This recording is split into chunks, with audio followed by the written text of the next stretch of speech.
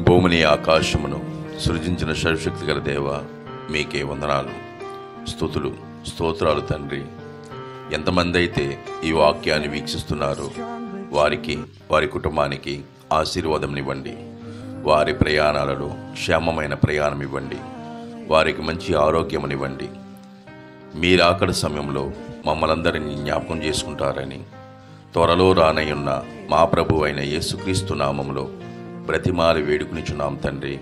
Amen.